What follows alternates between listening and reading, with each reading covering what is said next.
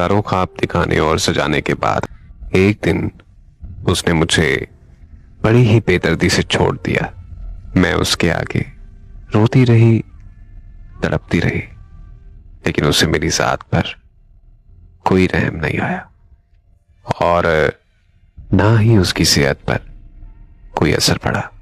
मैंने बहुत मुश्किल से खुद को संभाला और अब जब उसे अपनी गलती का एहसास हो गया है तो अब वो मेरी जिंदगी में दोबारा वापस आने की जिद लगाए बैठा है। पर अब शायद मेरे लिए दोबारा पहले जैसे हो जाना बहुत ही नामुमकिन सी बात है।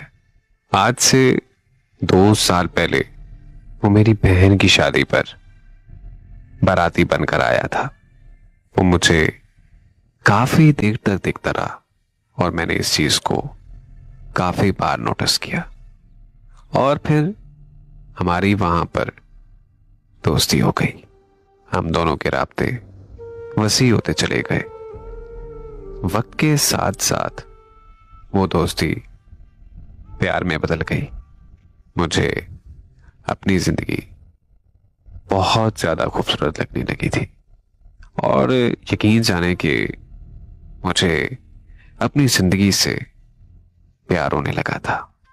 हम दिन रात आपस में बातें करते रहते थे। रात को बात करते करते कब सुबह हो जाती पता ही ना चलता। हमारे राब्ते दिन ब दिन वसी होते गए। हम दोनों आपस में शादी के ख्वाब सजाते रहे। एक दिन उसकी मुझे बार बार कॉल आने लगी, लेकिन मैं अपनी पूरी फैमिली में बैठी थी तो मजबूरन इसी वजह से मुझे उसकी कॉल नहीं उठानी पड़ी।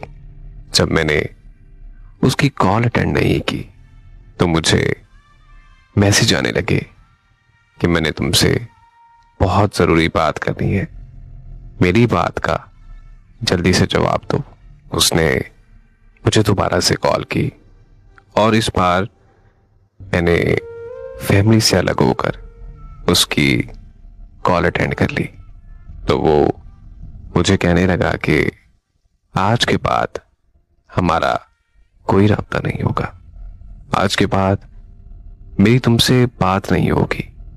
और हां, मेरी बात गौर से सुनो, मैं तुम्हें आज अभी और इसी वक्त छोड़कर जा रहा हूं। उसकी ये बात सुनते ही मेरे पैरों तले जमीन निकल गई। जब मैंने उससे इस बात की वजह दरियाफ्त की तो वो मुझे कहने लगा कि तुमने मेरी बहन के बारे में रिश्तेदारों में गलत गलत बोला है। मुझे कुछ भी समझ नहीं आ रहा था कि वो कहना क्या चाह रहा है।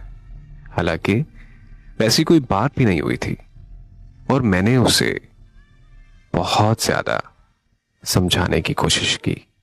मैंने उसे कहा कि यार, मैंने ऐसा कुछ भी नहीं किया और मैं ऐसा क्यों करूंगी। आखिर तुम मेरी बात का यकीन क्यों नहीं कर रहे। लेकिन अफसोस, सद अफसोस, उसने मेरी एक बात नहीं सुनी। मैंने उसे बहुत ज्यादा वजाहतें दी, लेकिन वो मेरी कोई बात मानने के लिए तैयार ही नहीं था। और आखिरकार उसने मुझसे रिश्ता खत्म करते हुए वो कॉल बंद कर दी।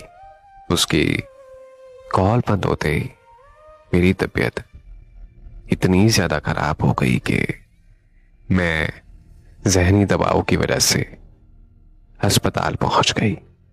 मेरी एक कजन के थ्रू आउट उसे मेरी हालत के बारे में पता चला, लेकिन इंतहाई अफसोस, उसे मेरी हालत पता होने के बावजूद भी उसे उसकी सेहत पर कोई असर नहीं पड़ा।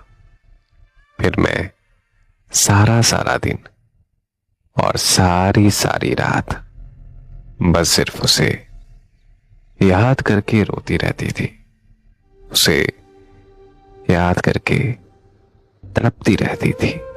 लेकिन अफसोस, मैं 2 दफा खुदकुशी की कोशिश करने के बावजूद भी बदकिस्मती से बच निकलती हूं। मैंने हिजर बड़ी मुश्किल से काटा है, यहां तक कि मैं जहनी मरीजा बन चुकी हूं। मेरे जहन पर इतना ज्यादा दबाव है कि मैं पागल बनने चली हूं। मैं बहुत ज्यादा चिड़चिड़ी हो गई हूं। किसी की थोड़ी सी भी बात मुझसे बर्दाश्त नहीं होती। मैंने अपना बहुत बुरा हाल बना लिया है। मुझे अब खुद से भी बहुत ज्यादा नफरत होने लगी है। मुझ पर उस वक्त बहुत मुश्किल वक्त था। मैंने किस तरह खुद को उन हालातों से निकाला है, ये मैं जानती हूं या फिर मेरा खुदा जानता है।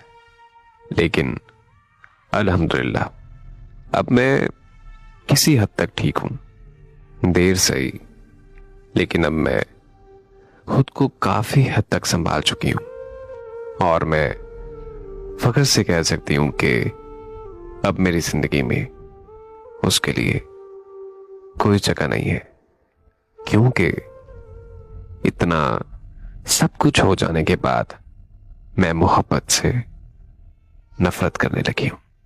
तो अब मैं उससे हाथ जोड़कर गुजारिश करती हूं कि अब वो मेरी जिंदगी से चला जाए, क्योंकि जिसे वो मुझ में तलाश करने आया है वो तो अब कब की इस दुनिया से जा चुकी है।